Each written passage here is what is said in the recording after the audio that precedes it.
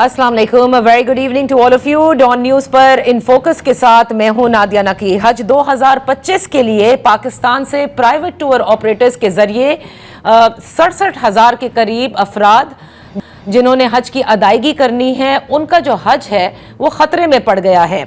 इस मामले को सेनेट की कायमा कमेटी में भी उठाया गया और इसके बाद शहबाज शरीफ साहब ने एक कमेटी भी तश्कील दी जो ये मालूम करने की कोशिश करेगी कि प्राइवेट टूर ऑपरेटर्स को जो कोटा दिया गया वो पूरा क्यों इस साल नहीं हो सका। ये भी आपको बताते चले कि इस साल पाकिस्तान का जो हज का कोटा है वो 1,80,000 है, जिसमें से निस्फ सरकार के पास है और निस्फ प्राइवेट टूर ऑपरेटर्स को दिया गया। अब इस जो निस्फ हिस्सा प्राइवेट टूर ऑपरेटर्स का था, इसमें से 67,000 अफराद क्यों हज पे नहीं जा सकेंगे, क्यों उनका हज खतरे में पड़ गया है, इस पर आज बात करेंगे कि आखिर वजह क्या बनी। क्योंकि अब बताया यह जा रहा है कि प्राइवेट टूर ऑपरेटर्स के तहत जाने वाले आज़मीन की पाकिस्तान से जो तादाद है वो 23,620 होगी। इन फोकस से हमारे साथ सरदार मोहम्मद यूसुफ साहब वजीर बराए मजहबी उमूर हैं और हमारे साथ हैं सनाउल्लाह खान साहब जो चीफ कोऑर्डिनेटर हैं हज ऑर्गेनाइजेशन एसोसिएशन ऑफ पाकिस्तान की। आप दोनों मेहमानों का बेहद शुक्रिया। सरदार साहब, गुफ्तगू का आगाज मैं आपसे करना चाहूंगी कि ये जो कहा जा रहा है कि 67,000 के करीब या 67,000 जो अफराद हैं जो प्राइवेट टूर ऑपरेटर्स के जरिए इस साल हज करना चाहते हैं, उनका जो हज है वो खतरे में पड़ गया है, आखिर ये वजह क्या बनी है? बिस्मिल्लाहिर्रहमानिर्रहीम। शुक्रिया जी। चूँकि जिस तरह आपने खुद ही कहा है कि जो हज पॉलिसी है उसके मुताबिक 50% सरकारी स्कीम के तहत हजी जाते हैं और 50% जो है प्राइवेट टूर ऑपरेटर के जरिए जाते हैं। तो इसी हवाले से जो सऊदी तालीमात हैं और उसके साथ पाकिस्तान की जो हज पॉलिसी मंजूर हुई उसके मुताबिक जो तकरीबन 90,000 जो है 90,000 सरकारी और 90,000 तकरीबन प्राइवेट तरीके से हज पर जाने के लिए लोगों ने अप्लाई किया। तो इसके लिए जब सऊदियों ने या सऊदी हुकूमत ने जिस तरह एक निज़ाम दिया था और जिसके मुताबिक उन्होंने पिछले साल हज के बाद ही बाकायदा तौर पर ये बताया गया कि आइंदा के लिए जो हमारा टाइम लाइन होगी वो ये होगी और इस डेट तक आपने ये रिक्वायरमेंट पूरी करनी होगी। ओके। इस सिलसिले में चूँकि जो प्राइवेट टूर ऑपरेटर है वो भी और उनके नुमाइंदे और हमारी मिनिस्ट्री की तरफ से जो हमारा हज मिशन के डीजी हैं उन्होंने उनके साथ जाकर एक एग्रीमेंट साइन जो हर साल करते हैं, एग्रीमेंट साइन करते हैं और उसके मुताबिक फिर आगे प्रोसीजर जो चलता है उस हवाले से जो सरकारी स्कीम के तहत तो बर वक्त बाकायदा वो जो पैसे भेजने थे जो उसके लिए बुकिंग्स की जाती हैं, सारी बुकिंग की जाती थी तारीख और उसके साथ वहाँ पर जो मिसार के जरिए पैसे भेजते थे मिसार में तो वो तो उसके टाइम के मुताबिक हुआ। ओके। लेकिन प्राइवेट टूर ऑपरेटर का एक मसला तो ये था कि एक तो इनकी कंपनियां जो थी वो तकरीबन 904 थी, फिर उसके बाद सऊदी हुकूमत ने जो ये छोटी कंपनियों के बजाय उन्होंने कहा जी कम अज कम एक कंपनी का आदत जो होगा वो 500 होगा, जो 2024 के लिए था, और 2025 के लिए उन्होंने ये कहा कि 2000 कम अज कम एक कंपनी का जो हदद होगा 2000 का होगा। अच्छा। तो इस हवाले से जो ऑलरेडी रजिस्टर्ड कंपनियां थी पाकिस्तान में उन्होंने एक क्लस्टर बनाया। पहले भी एक क्लस्टर के जरिए उन्होंने वहां पर जो हाजी भेजे और उसके बाद अब भी जो क्लस्टर 2000 का बनाना था उसमें भी शायद इनका टाइम ज्यादा लगा और उसके साथ इनकी तरफ से ये रिक्वायरमेंट थी कि हमें जो यहाँ की कंपनी है उसी हवाले से RL इशू किया जाए, लेकिन जो कि सऊदी हुकूमत की तरफ से थी वो तो ये नहीं हो सकती थी। ठीक है। इस वजह से इन्होंने हाई स्टे भी ले ली और हाई कोर्ट सरदार साहब आप अच्छा वो फिर उन्होंने वापस भी ले लिया था जो और वापस ले लिया स्टे और उसके बाद बाकायदा इनको हिदायत मिली मिनिस्ट्री की तरफ से कि अभी आपने ये जो बुकिंग की है और इस टाइम के मुताबिक आप اپنے اکاؤنٹ کے ذریعے وہاں پر بھیجیں پیسے. ٹھیک ہے. تو وہ پیسے تو شروع ہوئے جو کہ بقول ان کے 3 لاکھ جو ڈالر ہے وہ یومیہ ایک کمپنی جو منظم ہے وہ بھیج سکتی تھی, لیکن وہ بھی اگر کرتے تو تقریباً 1.5 مہینہ تھا. تاہم کچھ ان کے آپس کے معاملات بھی تھے جس کی وجہ سے ڈیلے ہوتا رہا. اور وہ جو ڈیڈ لائن ہے 14 فروری کی جو سعودی حکومت کی جانب سے تھی جس کے تحت آپ نے تمام تر بکنگز کرنی تھی اور پھر ویزاز کے اجرا ہوتے, وہ میعاد گزر گئی, ایسا ہی ہے؟ وہ میعاد گزر گئی بالکل 14, اور اس میں ایکسٹینشن بھی تھی, پھر بھی وہ میعاد گزر گئی. جن کمپنیوں نے اس کے مطابق مسار میں پیسے بھیجے, مسار کھلا تھا تو اس کے مطابق تو ان کو اجازت مل گئی جو 13,500 تھے تقریباً وہ مل گئی. باقی یعنی ان کے ڈیٹ ختم ہو گئی تھی, اس وجہ سے یہ آگے پروسیس نہیں ہو سکا. صحیح. سردار صاحب آپ میرے ساتھ رہیے گا کیونکہ ہمارے ساتھ ثناء اللہ خان صاحب بھی ہیں, ذرا ان سے بھی گزارش سن لیتے ہیں کہ اب ان کی گزارشات کیا ہیں.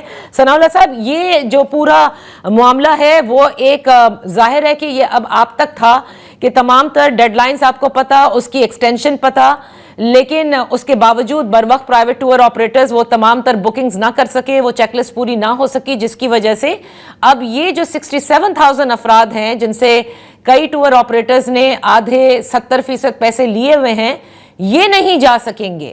اب ان کا کیا ہوگا؟ جی مس نادیہ, جزاک اللہ خیر. اس طرح ہے, سب سے پہلے اس مسئلے کو سمجھنے کی بہت انتہائی ضرورت ہے.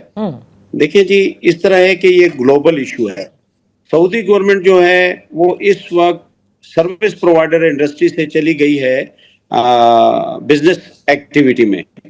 سب سے پہلے اس چیز کو سمجھنے کی ضرورت ہے. بنگلہ دیش میں نہ مورا ہے نہ ہوپ ہے, انڈیا میں نہ مورا ہے نہ ہوپ ہے, نائجیریا میں نہ مورا ہے نہ ہوپ ہے. یہ گلوبل ایشو ہے جو جن ممالک کے حج مشن موجود تھے, جن ممالک کے حج مشن موجود تھے ان کو یہ مسئلہ درپیش ہوا ہے. یہ یو کے, یو ایس اے یا کینیڈا, آسٹریلیا کو اس لیے نہیں ہوا کہ ان کے داخلے نسخ کے ذریعے ہوئے. ہمیں چونکہ یک دم سوئچ کرنا پڑا سروس انڈسٹری سے بزنس انڈسٹری میں, تو اس کے لیے عام ایچ جی او اس وجہ سے تیار نہیں تھا کہ پہلے آپ کو حاجیوں سے پیسے کلیکٹ کرنے ہوتے ہیں, پھر ان کے بھی آپ کے جا کے مکہ مکرمہ, مدینہ منورہ, ٹرانسپورٹیشن ساری ارینجمنٹ کرنی ہوتی ہے. And what they are earning their service charges. Government نے بھی یہی کیا. یہاں 2 ٹیکنیکل ایشو ہیں جس کی وجہ سے یہ 67,000 لوگ رہ گئے. سب سے پہلی بات یہ کہ ہم سردار صاحب کا بہت شکریہ ادا کرتے ہیں اور مولانا طاہر اشرفی صاحب کا شکریہ ادا کرتے ہیں, اپنی وزارت خارجہ کا شکریہ ادا کرتے ہیں, جنہوں نے الحمدللہ ہمت کر کے کم از کم فی الحال 10,000 تو لے لیا. اور یہ 10,000 دینے کا مطلب یہ ہے they can provide us the remaining quota. اب مسئلہ یہ ہے کہ اگر گورنمنٹ اپنے داخلے 3.5 مہینے پہلے شروع کروا دیتی ہے اور پرائیویٹ سیکٹر کو روکتی ہے, تو اس کا مطلب ہے کہ وہ مارکیٹ کو کیپچر کر کے 3.5 مہینوں میں انہوں نے پیسے اکٹھے کر لیے. جب یہ پرائیویٹ سیکٹر کو الاؤ کر رہی ہے تو وہاں تو ایک تو وائبلٹی کم ہے. دوسری ایک چیز آپ کے نوٹس میں لانا چاہتا ہوں. نہیں, آپ یہ ثناء اللہ صاحب ایک منٹ, قطع کلامی کے لیے معافی چاہوں گی. آپ نے یہ کہا نومبر 2025 میں حج پالیسی اپروو کرتی ہے کابینہ, اس کے بعد جو نصف کوٹا ملتا ہے سعودی حکومت جتنا کوٹا پاکستان کو دیتی ہے اس کا نصف کوٹا سرکار کو ملتا ہے. وہ سرکار پہلے اپنی ساری انوائٹ کرنا شروع کرتی ہے پاکستان بھر سے جو عازمین سرکاری حج کرنا چاہتے ہیں ان کو, اور پرائیویٹ ٹور آپریٹرز کو روکتی ہے اور کہتی ہے آپ نے بعد میں کرنا ہے, پہلے ہم پورا کرنا ہے. نہ صرف روکتی ہے بلکہ اگر کوئی کوشش کرتا ہے تو اس کو شوکاز نوٹس دیتی ہے. ایک عجیب بات ہے, نومبر میں پالیسی آتی ہے اور پرائیویٹ سیکٹر کو حج داخلے کی اجازت ملتی ہے 10 جنوری کو. نومبر, دسمبر, جنوری, 10 جنوری کو صرف اجازت ملتی ہے انیشیلی, 18 جنوری کو فائنل اپروول ملتی ہے کہ اب آپ داخلے لیں. اچھا, اب مجھے یہ بتائیں 1 مہینے کے اندر ہاؤ اٹ از پاسبل.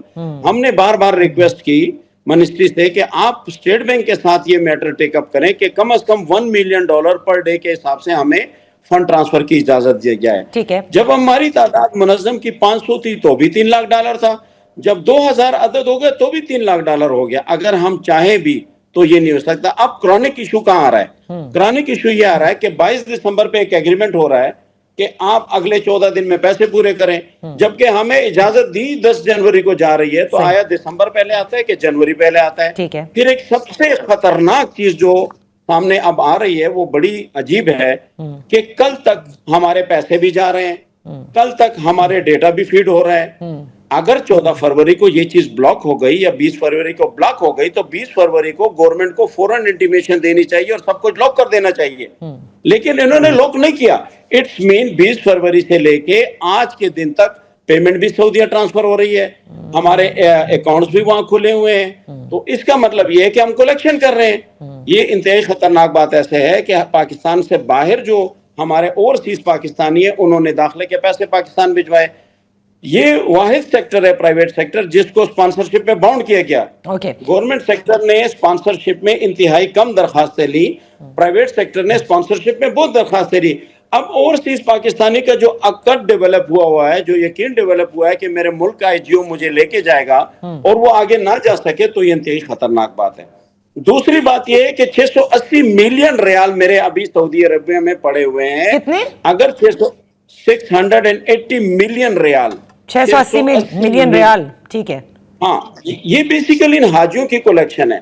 اگر یہ حاجیوں کی کولیکشن وہاں چلی گئی ہے اور یہ حج پہ بھی نہیں جا سکے تو آپ دیکھیں ملک میں کیا انارکی پھیلے گی۔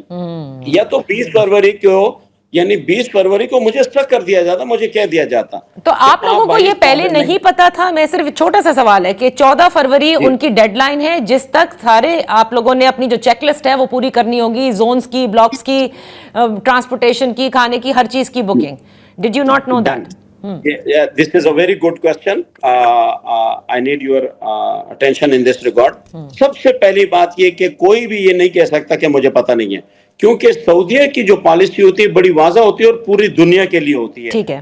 سعودی عرب نے اپنا ٹائم لائن دے دیا، اب اس ٹائم لائن کو 12 ذی الحج کو ہمیں مل گیا، حج کے فوراً 12 ذی الحج کو مل گیا۔ ہماری اپنی پالیسی جو پاکستان کی کیبنٹ نے اپروو کی وہ 2.5 مہینے لیٹ کی، 2.5 مہینے وہاں نکل گئے، 3.5 مہینے مجھے گورنمنٹ سیکٹر روکتا ہے کہ تم نے ہاتھ نہیں لگانا، تم نے داخلہ نہیں کرنا۔ صحیح، آپ نے داخلہ نہیں کرنا۔ اوکے، اب سردار صاحب یہ جو باتیں اس وقت ثناء اللہ صاحب کہہ رہے ہیں اس سے تو یہ سمجھ میں آ رہا ہے کہ پرائیویٹ ٹور آپریٹرز کو پہلے روکا گیا، پھر جب ان کو اوپن کیا گیا تو ان کے پاس اتنا وقت ہی نہیں تھا کہ وہ یہ تمام تر معاملات کو ان ٹائم پورا بھی کرتے، اور دوسرا ان کی شکایت ابھی بھی ہے کہ جب وہ میعاد بھی ایکسپائر ہو گئی پھر کیسے پیسے ابھی تک ٹرانسفر بھی ہو رہے ہیں، اور 10,000 کی جب اجازت اسحاق ڈار صاحب نے لے لی تو کیا مزید جن کی بکنگز ہو چکی ہیں ان کو ریلیف مل سکتا ہے یا نہیں؟ اچھا جی نادیہ، جس طریقے سے دیکھو انہوں نے خود ہی کہا ہے کہ 12 ذی الحج کو سعودی حکومت نے باقاعدہ اس وقت ٹائم لائن سارا بتا دیا کہ آئندہ یہ پالیسی ہوگی ان کی۔ ظاہر ہے کہ ہم نے تو اس کو فالو کرنا ہے جو سعودی حکومت کی طرف سے، کیونکہ وہ پوری دنیا کے مسلمانوں کے لیے پالیسی بنتی ہے، اور اس کے ساتھ ہی ان کو یہ بھی پتا ہے کہ آئندہ کے لیے جو انہوں نے کہا تھا کہ آپ کی جو اس کی تعداد کتنی ہوگی، تو یہ ساری چیزیں ان کے علم ہے۔ چونکہ HGOs کے جو نمائندہ ہے وہ ہوپ ہے، اور ہوپ کو بھی اس کا پتا تھا۔ پھر اس کے بعد وزارت سے میں نے جو معلومات کی، انہوں نے کہا ہر موقع پر ان کو اپنے ساتھ اعتماد میں لے کر جو بات ہوئی ہے، جو ایگریمنٹ سائن ہوئے ہیں، اس کے ساتھ ہی ذرا ان کو بھی پتا ہے کہ 1 مہینہ تو جو سٹے لیا ہوا تھا وہ کس لیے انہوں نے سٹے لے کر اپنا ٹائم ضائع کیا۔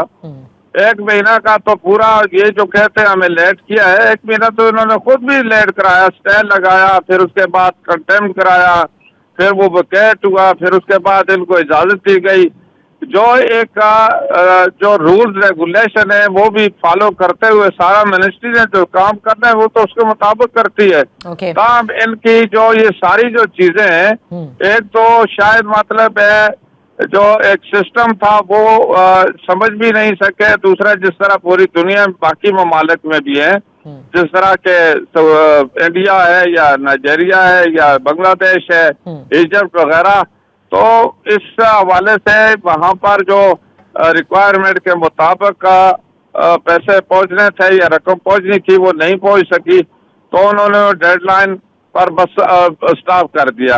اب جو بات ہے چونکہ یہ HGOs نہیں ہے کہ یہ بھی 2005 سے کام کر رہی ہیں، یہ کوئی نہیں کہ 2 سال یا 4 سال ابھی ہوئے ہیں، 2005 سے، اور عرصے سے بڑے تجربہ کار لوگ ہیں، اور ان میں یعنی بڑے لوگ، ان کو پتہ ہے ساری سعودی جو تعلیمات کا بھی پتہ ہے، سعودی رول ریگولیشن کا بھی پتہ ہے، ہر چیز کا پتہ ہے۔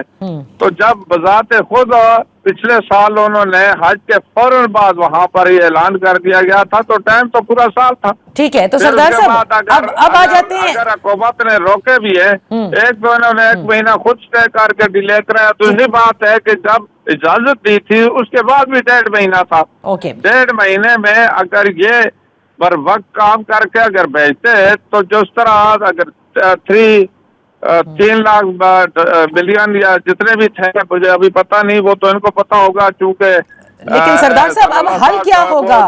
دیکھیں صاحب کو پتہ ہے یہ صحیح طریقے سے کر سکتے ہیں، لیکن انہوں نے یعنی وہ اس کے مطابق بھی بیچتے تو رقم بیچ سکتے تھے۔ یہ ان کی 14 فروری تک 100 میرا خیال میں 149 ملین ریال انہوں نے بھیجے، جبکہ یہ 450 ملین ریال بھیجنے تھے ان کو۔ اچھا، وہ اتنی رقم یہ بیچ سکتے تھے اگر ڈیلی بھی اسی حساب سے کرتے، اس سے بھی زیادہ ہوتی۔ آپ کی توجہ چاہتا ہوں۔ لیکن یہ جو ساری جو چیزیں ہیں، اب اس کے بعد دیکھیں، میں تو ایک بات میں انٹرسٹڈ ہوں۔ وہ بات کیا ہے، یہ جو حاجی ہیں یہ پاکستان کے حاجی ہے، بے شک، اور حج بھی وقت پر ہونا ہے، تو اس لیے پاکستان ملک کے کوٹا پاکستان کو دیا تھا۔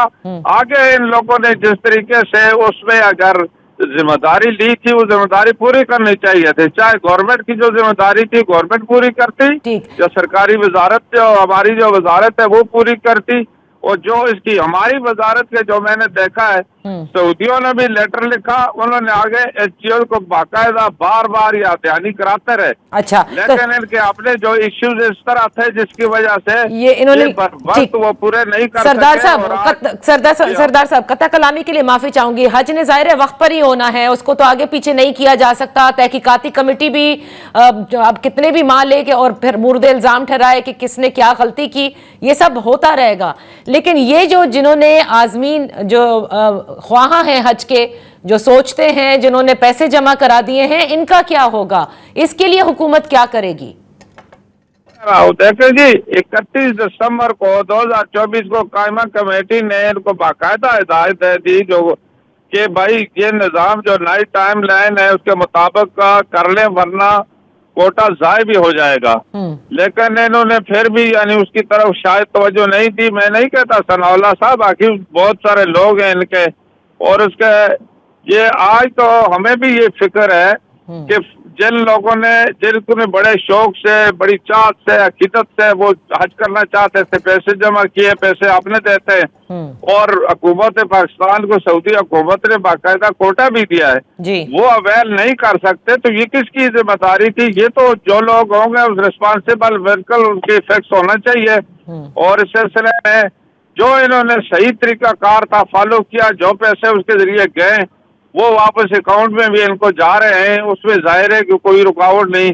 جو اس سے ہٹ کر اگر چیز ہے تو اس کا تو مجھے پتہ نہیں ہے، بہرحال وہ ان کو پتہ ہوگا۔ یعنی اب اس کے علاوہ اور کچھ ہو نہیں سکتا، جو نہیں جا سکتے وہ نہیں جا سکتے، آپ یہ کہہ رہے ہیں کہ 67,000 نہیں جائیں گے؟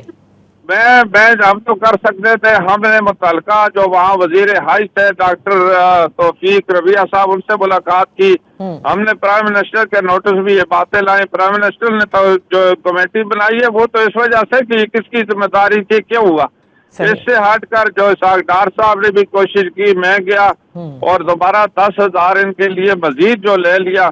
اب اس میں بھی کافی مطلب ہے، کافی ٹائم انہوں نے لگایا، حالانکہ انہوں نے 24 گھنٹے یا 48 گھنٹے دیے تھے۔ یہ بعض ایسے ایشوز ہیں جو یہ طے نہیں کر سکے، اور جس کی وجہ سے جو متاثر ہے پاکستان کے عازمین حج متاثر ہوئے۔ تو اب یہ جو متاثرین ہیں ان کو ان کا پیسہ ملے گا جتنے انہوں نے جمع کرائے یا نہیں؟ یہ سب سے بڑا سوال ہے ثناء اللہ صاحب، یہ بتائیے۔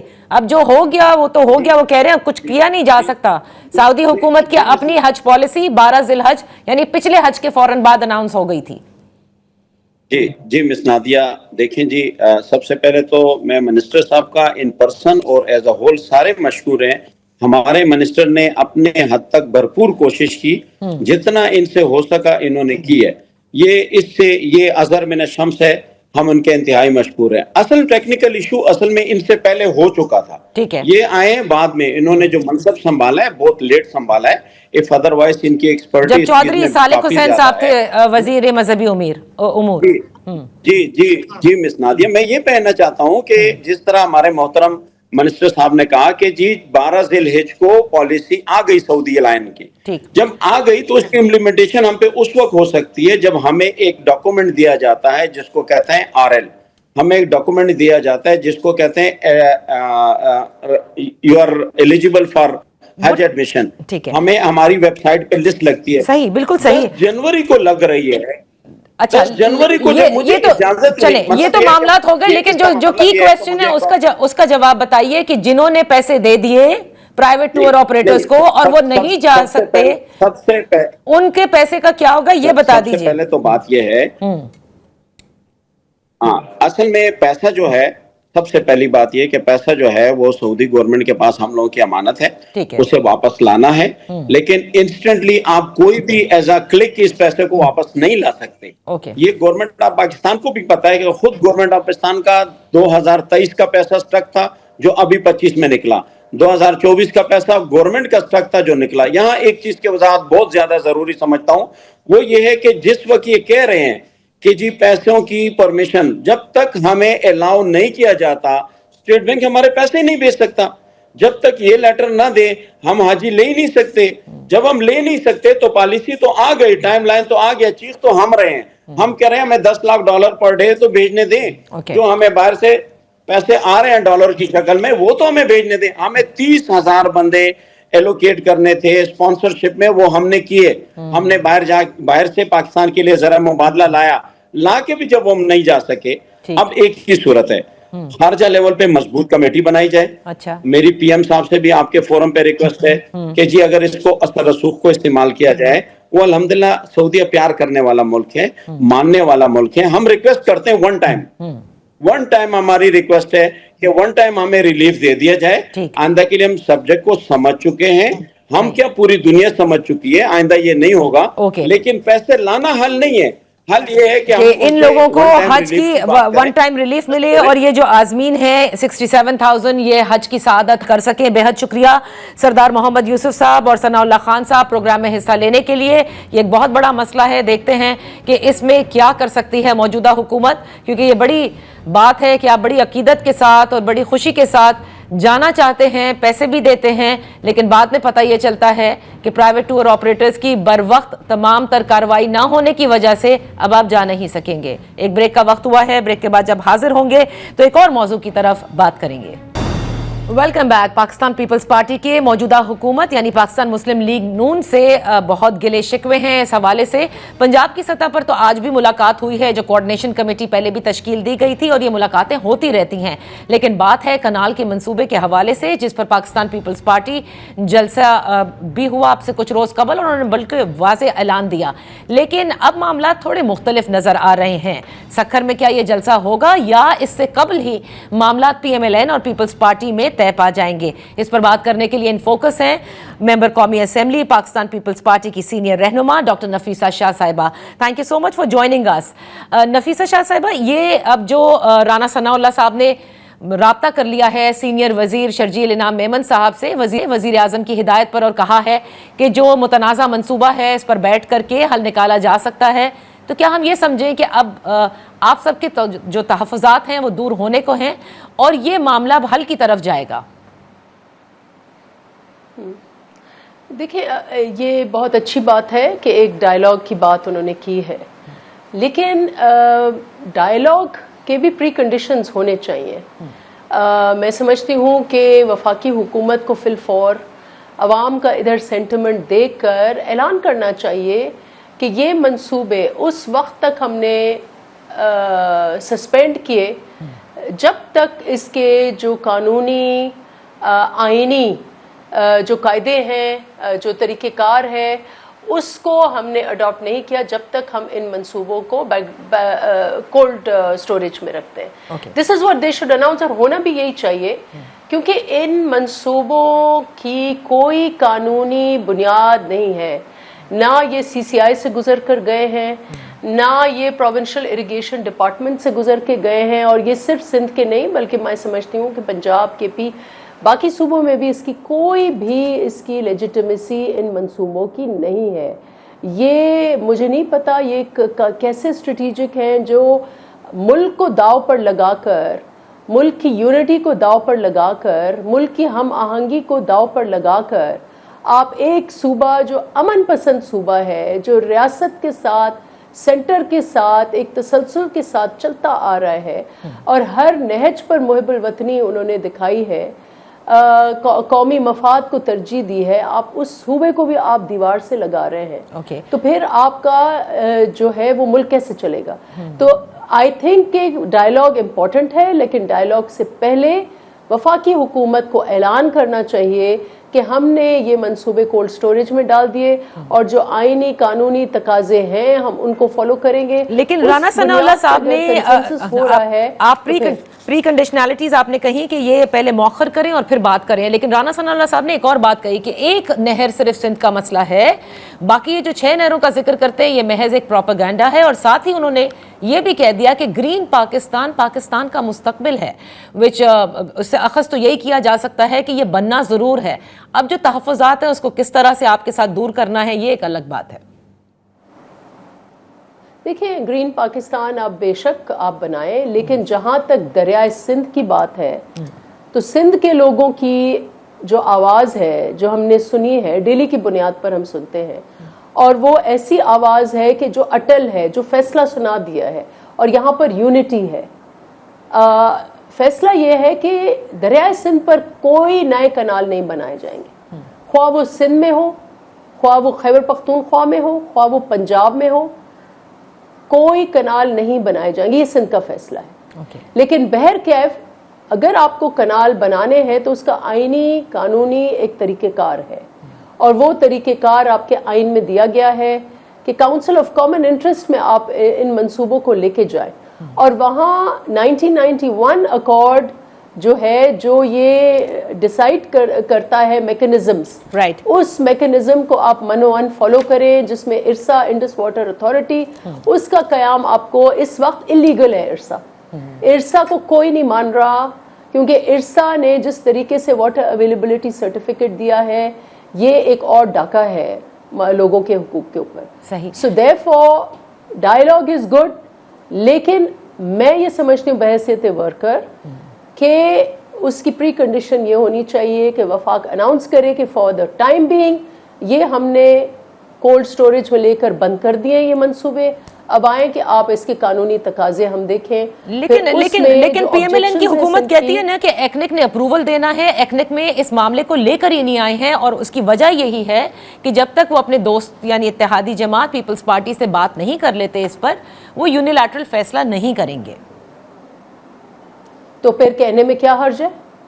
کہنے میں یہ حرج ہونا چاہیے کہ یہ پروجیکٹس جو ہیں یہ اپروو ہی نہیں ہوئے، اپروول سٹیج پر ہی نہیں آئے، اور پھر جو لوگ پورا کے پورا سندھ آج احتجاج میں ہے.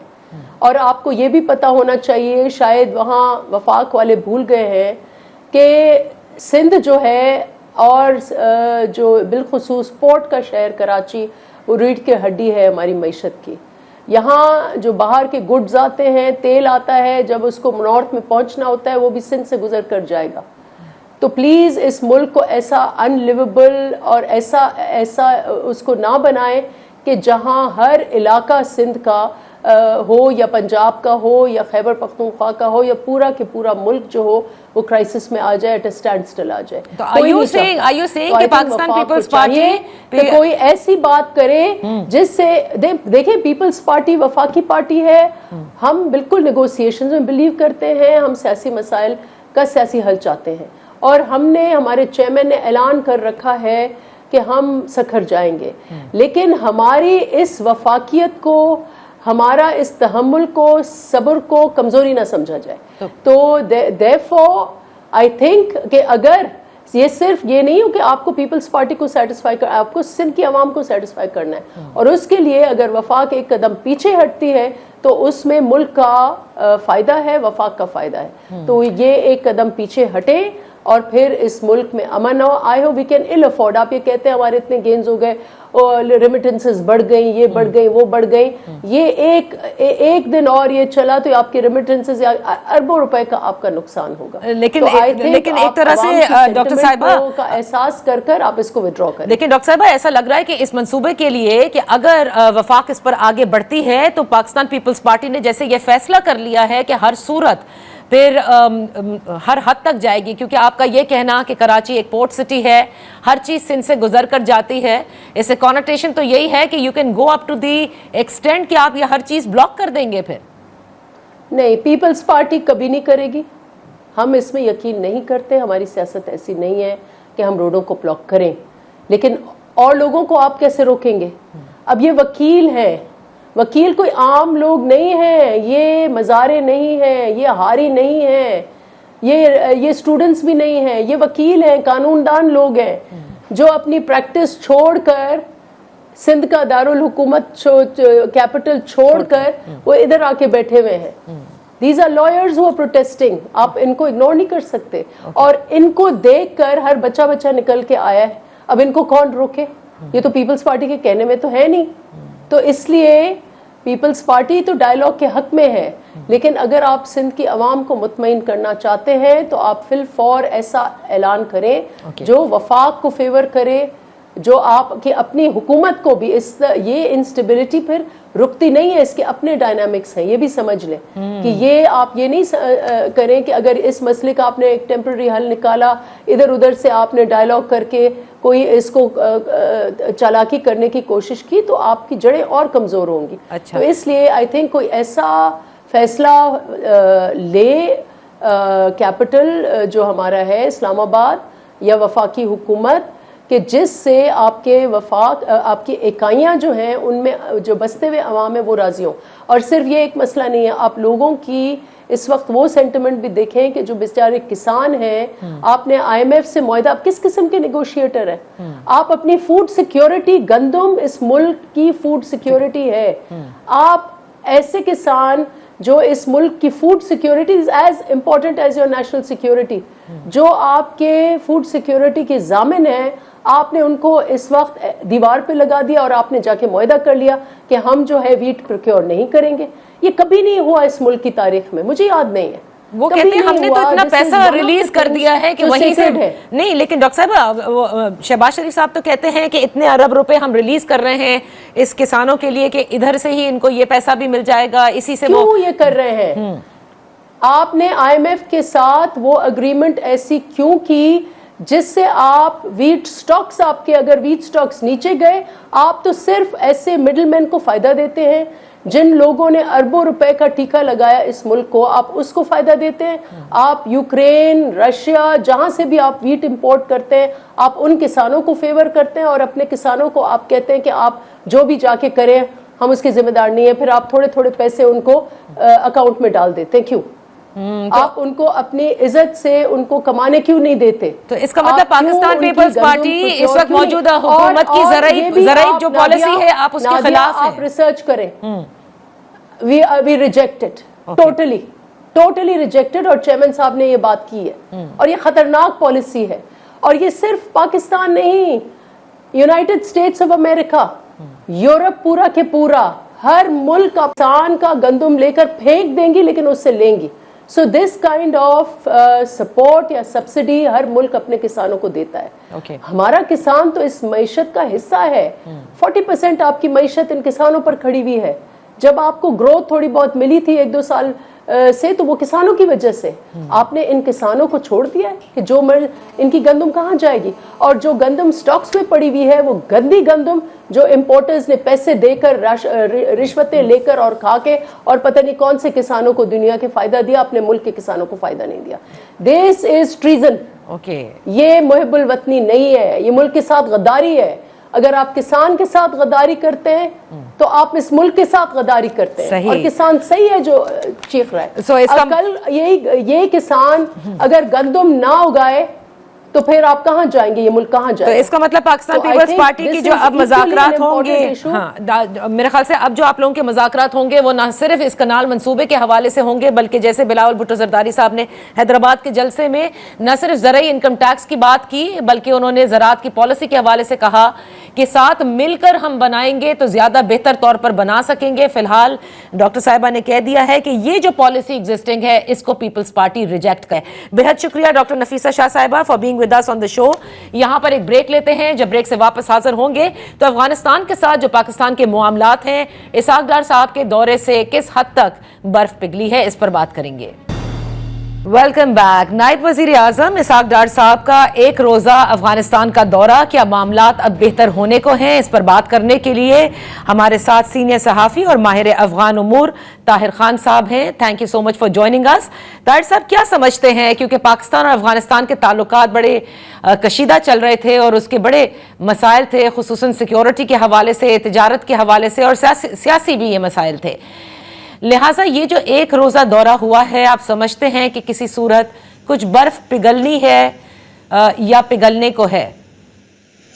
بہت شکریہ مجھے دعوت دینے کی اپنے پروگرام میں. ایک دورے سے یا دو دوروں سے میرا نہیں خیال کہ جو پیچیدہ مسائل پاکستان اور افغانستان کے درمیان اس وقت موجود ہیں, بالخصوص پاکستانی شدت پسند جو گروپس ہیں ان کی کارروائیوں کی وجہ سے, اس سے میرے خیال میں مسائل حل نہیں ہوں گے. لیکن آپس میں بیٹھنا اور آنا جانا, براہ راست ایک دوسرے کے ساتھ اپنی تشویش شریک کرنا, میرے خیال میں ایک امید تو آپ رکھ سکتے ہیں. صحیح. لیکن مسئلے کا حل اس وقت ہوگا جب اس دورے کے بعد پاکستان کے جو سیکیورٹی حالات ہیں ان حالات پہ اگر کچھ مثبت اثرات ہوتے ہیں, تشدد کے واقعات میں کمی آتی ہے, دہشت گردی کم ہوتی ہے, تو پھر تو ہم کہہ سکتے ہیں کہ ہاں کچھ نہ کچھ وہاں پہ ہوا ہوگا اور اس کے نتائج آپ کے سامنے ہیں. لیکن اس کے لیے انتظار کرنا پڑے گا. لیکن یہ جو دورہ ہے یہ اس لیے اہم ہے کہ اس حکومت میں جب سے گزشتہ سال سے مارچ سے حکومت بنی ہے, یہ وزیر خارجہ کا پہلا دورہ ہے. اور آپ کو یاد ہوگا کہ عمران خان صاحب کی حکومت میں شاہ محمود قریشی گئے تھے, وہ 2021 میں یعنی طالبان کے آنے کے کچھ ہفتوں بعد, تو اس کے بعد یہ وزیر خارجہ کا دورہ ہے. تو بہرحال اب دیکھتے ہیں کہ ہوتا کیا ہے, لیکن دورہ اہم ہے, اہم ملاقاتیں ہوئی ہیں. اور آپ کو یاد ہوگا کہ کل جب دورے کے اختتام پر وزیر خارجہ یا نائب وزیر اعظم نے پریس کانفرنس کی تھی کابل میں, تو اس میں تو یہی انہوں نے کہا کہ اس پہ اتفاق ہوا ہے کہ افغانستان کی سرزمین پاکستان کے خلاف استعمال نہیں ہوگی, پاکستان کی سرزمین افغانستان کے خلاف نہیں ہوگی. اب دیکھنا ہے کہ اسحاق ڈار والی بات جو ہے وہ صرف بیان تک محدود ہے یا اس کے اثرات پاکستان کے سیکیورٹی حالات پہ ہوتے ہیں, اس کے انتظار کرنا پڑے گا. ٹھیک, آپ درست کہہ رہے ہیں کہ انتظار کرنا پڑے گا, اور ایک دورے سے کچھ نہیں ہوتا, یہ تو معاملات مل بیٹھ کر اور آگے چلنے کے ہیں. لیکن اس لیے میں حیران ہوں کیونکہ آپ کو یاد ہوگا کہ اپریل میں ہی جو افغانستان کے وزیر داخلہ ہیں ان کی جانب سے تو یکسر اس بات کو ہی مسترد کیا گیا تھا کہ دہشت گرد تنظیمیں جس میں داعش ہے, ٹی ٹی پی ہے اور دیگر ہیں, وہ افغانستان سے آپریٹ کر رہی ہیں پاکستان کے خلاف. انہوں نے تو صاف کہہ دیا تھا کہ یہ پاکستان کا داخلی معاملہ ہے اور اس کو وہ خود حل کریں. تو کیا ہم یہ سمجھے کہ اب افغانستان کے اندر یہ ریئلائزیشن آئی ہے کہ کئی ایسے دہشت گردی کے حالیہ واقعات ہوئے ہیں جنہیں وہاں سے آپریٹ کیا جا رہا ہے دہشت گردوں کے ہاتھوں, اور ان کی سرپرستی نہیں کی جا سکتی اور ان کے خلاف ایکشن افغانستان کو لینا ہوگا؟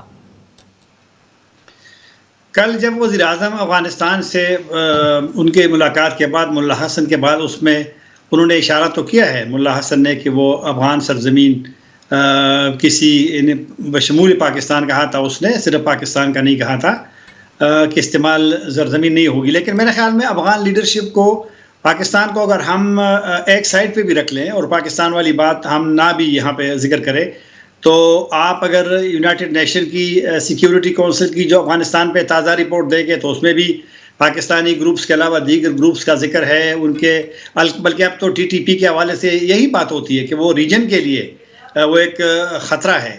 تو اور یہ صرف یونائٹڈ نیشن کی نہیں, امریکیوں کی رپورٹس میں بھی ہے, یا دیگر جہاں جب بھی کبھی اس ریجن میں کوئی اجلاس ہوتا ہے یا انٹرنیشنلی کوئی فورم سے کوئی اجلاس ہوتا ہے تو وہاں پر بیانات میں ضرور اس کا ذکر ہوتا ہے. تو یہ مسئلہ ہے اور اس مسئلے کو میں نہیں کہوں گا کہ پاکستان کی سیکیورٹی افغانستان کی ذمہ داری ہے، اور یہ بات کرتے بھی ہیں، بلکہ جب صادق صاحب گئے تھے ابھی مارچ میں، اسی ایک دو دن پہلے اجلاس ہوا تھا جوائنٹ کوآرڈینیشن کمیٹی جو ہے، جو اس طرح کے امور پہ وہ ایک فورم بھی ہے، اس سے پہلے وہ گئے تھے، تو بعد میں وہ کچھ افغان لیڈر نے ان سے کہا تھا کہ آپ کی فوج بھی پاکستان کی مضبوط ہے، آپ کے پاس ڈرونز طیارے بھی اب زیادہ آئے ہیں، آپ کی انٹیلیجنس بھی مضبوط ہے، آپ نے باڑ بھی لگایا ہے بارڈر پہ، تو آپ زیادہ اس کام میں مؤثر رول ادا کر سکتے کہ آپ اگر آپ کہتے ہیں کہ یہاں سے لوگ جاتے ہیں افغانستان سے تو ان کو آپ روکیں، یعنی وہ اس کی ذمہ داری زیادہ نہیں لیتے، حالانکہ اس کی ذمہ داری بنتی ہے، اور لیکن بہرحال وہ پاکستان پہ اس کی ذمہ داری ڈالتے ہیں کہ آپ کریں۔ لیکن میرے خیال میں کچھ بیانات ان کے ہوتے ہیں کہ وہ وہاں نہیں ہیں اور ہم زمین کو استعمال کرنے نہیں دیں گے، پبلکلی تو وہ کہتے ہیں، لیکن جب میٹنگز ہوتی ہے، جب اب یہ تازہ بھی جو میٹنگز ہوئی ہے اسحاق ڈار صاحب کے دورے میں، تو اندر پھر وہ کہتے ہیں کہ ان کو تھوڑا وقت دیا جائے، اور وہ مطلب میں نے ایک دفعہ آصف خان دورانی صاحب سے پوچھا ابھی چند دن پہلے، تو وہ چونکہ اسپیشل انوائے تھے پاکستان کے افغانستان، میں نے کہا افغان طالبان کے لیڈرز آپ کو کیا کہتے ہیں میٹنگز میں؟ تو اس کا یہ مجھے وہ کہہ رہے تھے کہ وہ ہمیں کہتے ہیں کہ آپ چند مہینوں میں آپ تبدیلی دیکھیں گے، لیکن وہ ان کی مدت بھی تقریباً پوری ہو گئی تھی، اب نئے آ گئے دوبارہ صادق صاحب، لیکن حالات میں کوئی فرق تو نہیں ہے نا، بلکہ اب تو پاکستان کہتا ہے کہ جی بلوچستان میں بھی، بلوچستان کے جو گروپس وہ بھی افغانستان سے آپریٹ کرتے ہیں، پہلے بھی یہی تھا، لیکن پہلے چلو پاکستان کا موقف تھا کہ انڈیس ہے اور وہ کیا نام ہے را ہے اور یہ ہے وہ ہے، لیکن طالبان کو تو آپ راہ والی بات تو بھی نہیں کر سکتے، لیکن مسئلہ تو پاکستان کا بھی ہے، جعفر ایکسپریس کا آپ کے سامنے ہے، یہ فوج کا بھی بیان تھا، ہمارے فارن آفس کا بیان تھا کہ تمام جعفر ایکسپریس کی جب سے وہ سلسلہ شروع ہوا تھا اور جتنے وقت کے لیے وہ جاری رہا، تو وہ کہہ رہے کہ وہ جو حملہ آور تھے اور یہ وہ سارے افغانستان کے اندر اپنے جو منصوبہ ساز تھے ان کے ساتھ رابطے میں تھے، تو پاکستان کا تو اب ایک چیلنج پاکستان کے لیے بڑھ گیا ہے کہ ٹی ٹی پی بھی ہے، حافظ گلبادر گروپ ہے، اب تو 3 گروپ نے اتحاد بھی کر دیا ہے، اور اب بلوچستان کے الگ ہے، تو پاکستان کے لیے چیلنجز میرے خیال میں بڑے ہیں، لیکن اب دیکھنا ہے کہ اسحاق ڈار صاحب کے دورے کے بعد چیلنج کم ہوتے ہیں۔ طاہر خان صاحب یہاں پر ایک بریک لیتے ہیں اور بریک کے بعد ہم اپنی گفتگو جاری رکھیں گے۔ ویلکم بیک، ان فوکس ہیں طاہر خان صاحب، سینئر صحافی اور تجزیہ نگار ہیں، افغان امور پر گہری نظر ہے آپ کی۔ یہ جو چیلنجز کیونکہ بڑھ گئے ہیں، جیسے آپ نے ری گروپنگ کا ذکر کیا، گروپس کا ذکر کیا، کیا یہ وجہ بنی کہ پاکستان نے یہ فیصلہ کیا، یعنی شہباز شریف صاحب کی حکومت نے، کہ یہ جو معاملات ہیں افغانستان کے ساتھ ان کو حل کرنا ہوگا اور یہ بات چیت کے ذریعے ہی حل ہوں گے؟ کیونکہ اس سے قبل ہم دیکھ رہے تھے کہ افغانستان کے حوالے سے ہمارا ایک بڑا سخت موقف تھا، اور یوں لگتا تھا کہ جیسے بات چیت کے جو دور ہیں وہ بھی ہم نے ایک طرح سے دروازے بند کیے ہوئے ہیں۔ میرے خیال میں پاکستان کے لیے کوئی اور آپشن تو ہے نہیں مذاکرات کے علاوہ، لیکن جب پاکستان نے، اگر آپ کو یاد ہوگا 24 دسمبر کو جب سٹرائک کیے تھے پکتیکا صوبے کے برمل نام کا ضلع ہے، تو وہ باوجود اس کے کہ پاکستان کا نمائندہ خصوصی اس وقت کابل میں موجود تھا، اس کے ساتھ سیکیورٹی اہلکار بھی تھے، لیکن جب آپ اسی طرح ایکشن کرتے ہیں تو ممکن ہے کہ یہاں پر ایک سوچ تھی، یا ان کو ایک جس طرح یہ کہا کرتے ہیں پاکستانی سیکیورٹی جو لوگ ہیں کہ وہاں پر ایک ٹارگٹ تھا اور وہ اگر سٹرائک نہ کرتے تو شاید وہ بعد میں ان کو نہ ملتا، تو بہرحال لیکن افغان گورنمنٹ کا تو الگ موقف تھا، وہ تو کہہ رہے کہ نہیں وہاں سویلین مارے گئے ہیں، تو بہرحال میرے خیال میں وہ جو سٹرائک والا معاملہ ہے وہ آپ کے مسائل حل نہیں کر سکتے، وہ آپ کے مسائل کو مزید پیچیدہ کر سکتے ہیں، اور پاکستان کے حالات، اور پھر اگر آپ کے ایک پڑوسی سے پہلے سے آپ کے تعلقات ٹھیک نہیں ہے، تقریباً تعلقات ختم ہے، دوسرے پڑوسی کے ساتھ جس سے توقع نہیں رکھتے تھے آپ لوگ، تو افغان طالبان آنے کے بعد پاکستان میں ایک امید پیدا ہو گئی تھی کہ وہاں جنگ ختم ہو گئی ہے تو پاکستان میں بھی جنگ کا خاتمہ ہوگا، لیکن اب تو پبلکلی ہمارے لوگ کہتے ہیں کہ طالبان حکومت کے آنے کے بعد پاکستان میں دہشت گردی کے واقعات جو ہیں وہ بڑے ہیں، اور ایک جو یہ کہا جا رہا تھا کہ جو گیپ پاکستان فل کر سکتا تھا افغانستان کے ساتھ بات چیت کے ذریعے، وہ اب اتنا زیادہ وائڈن ہوتا جا رہا ہے کہ وہاں پر انڈیا جو ہے وہ پوری کوشش کر رہا ہے ان کے ساتھ زیادہ دوستانہ تعلقات بنانے کی، تو پاکستان کا اس طرح سے نقصان زیادہ ہو سکتا ہے، اس پر آپ کیا کہیں گے؟ ہاں، اس پہ میں یہ کہوں گا کہ میرے خیال میں پاکستان کو اپنا سپیس افغانستان میں محدود نہیں کرنا چاہیے۔ اگر آپ اپنا سپیس محدود کریں گے، آپ ایک ٹکر والی صورتحال میں جائیں گے، تو شاید پھر یہ جو آپ بات کر رہے ہیں انڈیا والا، تو یہ مزید، کیونکہ ہر ملک اپنے لیے پھر دوست ڈھونڈتے ہیں، اپنے لیے وہ دیگر آپشنز کے استعمال میں جاتے ہیں. انڈیا کے ساتھ میں نہیں کہتا، انڈیا طالبان کو بالکل پسند نہیں کرتا، بالکل بھی پسند نہیں کرتا، لیکن انڈیا بھی جب دیکھے گا کہ میدان خالی ہے اور پھر وہ ایکٹیو ہوگا. انڈیا تو اس طرح ایکٹیو نہیں تھا. انڈیا پاکستان واحد ملک تھا سب سے پہلے کہ انہوں نے سفارت خانہ طالبان کے حوالے کر دیا. سب سے پہلے پاکستان نے 6 پڑوسی ممالک کا ایک فورم بنایا. پاکستان نے طالبان آنے کے بعد یہاں پہ اسلامی OIC کا اجلاس منعقد کیا. 2 اجلاس پھر ہوئے تقریباً کچھ مہینوں کے اندر. پھر وزیر خارجہ پاکستان کا سب سے پہلے وزیر خارجہ شاہ محمود قریشی کہ وہ وہاں چلے گئے. پھر آپ کو یاد ہوگا محمد صادق صاحب، اور انہوں نے روس اور چین کے اسپیشل انوائے کے ساتھ سب سے پہلے وہ کابل گئے. پاکستان نے سب کچھ کیا، لیکن اب پاکستان کی حالت آپ کے سامنے ہے. میں کیا بولوں گا. تو پاکستان کا جب مذاکرات شروع ہوئے قطر میں 2018 میں، تو اس وقت آپ کو یاد ہوگا 3 ملاقاتیں ہوئی ہیں صدر ٹرمپ کی عمران خان کے ساتھ. 2 پبلک تھے، 1 پبلک نہیں ہوا تھا. تو اس 1 سال کے مدت میں کیونکہ امریکیوں کو آپ کی ضرورت تھی، آپ کی اہمیت تھی، اور زلمے خلیلزاد کابل کی بجائے زیادہ اسلام آباد آتا تھا، کیونکہ ان کے ذہن میں یہی تھا کہ پاکستان کا مذاکرات میں اور مذاکرات کی کامیابی میں ایک رول ہے اور ایک رول تھا، اور وہ آپ کے سامنے ہے. تو سپیس میرے خیال میں پاکستان کو بالکل بھی کم نہیں کر. ہمارے خدشات ہے، ہمارے خدشات بالکل جائز ہے، اور افغان طالبان کو اس کے ایڈریس کرنا پڑے گا اگر اچھی ہمسائیگی والی بات ہوتی ہے. اچھا طاہر صاحب، ایک آخری چیز میں آپ سے پوچھنا چاہوں گی. جو افغان مہاجرین کا جو مسئلہ ہے، جس پر ہم نے دیکھا کہ اسحاق ڈار صاحب کے جو ہم منصب ہیں وہ کچھ اتنے زیادہ خوش نہیں تھے اس معاملے پر، اور وہ سمجھتے ہیں کہ جبری طور پر ان کو الگ کرنا، ان کی جو پاسز ہیں وہ منسوخ کرنا. لیکن یہ بھی کل ہم نے دیکھا کہ اسحاق ڈار صاحب نے کہا کہ عزت اور احترام کے ساتھ ہی ان کو واپس کیا جائے گا. اب افغان مہاجرین کے حوالے سے حکومت وقت جو ہے ہماری، ان کا ایک کلیئر پالیسی ہے اور وہ کہتی ہے کہ یہ کرنا ہوگا. اس کو آپ کس طرح سے دیکھتے ہیں، ان دونوں ممالک کے تعلقات کو اگر ہم بیک گراؤنڈ میں رکھیں؟ یہی ایک سوچ تو پاکستان میں ہے کہ مہاجرین کے حوالے سے جو کیئر ٹیکر گورنمنٹ میں 2023 میں جب فیصلہ ہوا، اکتوبر میں جب اعلان ہوا، یہ اسی کا تسلسل ہے.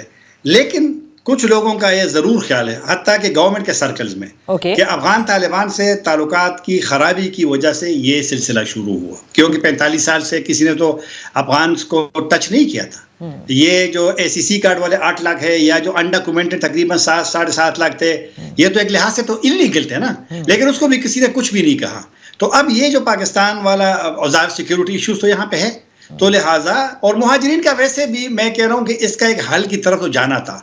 لیکن جس طریقے سے ہماری مہاجرین کے حوالے سے پالیسی آئی تھی، تو افغانستان کو یہ گلا ہے کہ ان کے ساتھ مشورہ نہیں کیا گیا. اور دوسری بات یہ کہ وہ بار بار کہتے ہیں کہ ایک جائنٹ میکنزم ہو، اور اسی میکنزم کے بیس پہ مہاجرین کی واپسی ہو. تو لہٰذا پاکستان نے اس سے اتفاق نہیں کیا، اس لیے پاکستان نے یونیلیٹر، کیونکہ ہر ملک کو حق بھی ہے، جس کے پاس اسناد نہ ہو، سند نہ ہو، ڈاکومنٹ نہ ہو، تو وہ تو ایک ملک میں نہیں رہ سکتا. یہ تو پاکستان کے لحاظ سے بڑا پن ہے کہ آپ کے جناب 8 لاکھ یہ، 7 لاکھ وہ، تو تقریباً یہ 15 لاکھ غالباً تو یہ ہو گئے کہ وہ جناب بغیر اس کے رہ رہے تھے. تو لہٰذا لیکن پھر بھی میں کہہ رہا ہوں کہ مہاجرین کے حوالے سے پاکستان سے متعلق افغانستان میں عمومی طور پہ ایک اچھا تاثر تھا، ایک گڈ ول تھا. اور میرے خیال میں اس یونیلیٹرل پالیسی نے اس گڈ ول کو تھوڑا سا نقصان پہنچایا ہے. تو بہرحال اب ان کا یہ خدشہ ہے کہ جنہوں نے یہاں انویسٹمنٹ کی ہے افغان نے، جن کی یہاں پر پراپرٹیز ہے، جنہوں کی یہاں پہ مارکیٹیں ہیں، ریسٹورنٹس ہیں، ان کو سیکیور کیا جائے. اور وہ میرے خیال میں اسحاق ڈار صاحب نے اس کی یقین دہانی کرائی ہے. اب دیکھنا ہے کہ اس پہ کتنا عمل ہوتا ہے. بہت بہت شکریہ طاہر خان صاحب فار بینگ ود اس آن دی شو. کے ساتھ پروگرام کا وقت ختم ہوتا ہے، اجازت دیجیے، اللہ حافظ.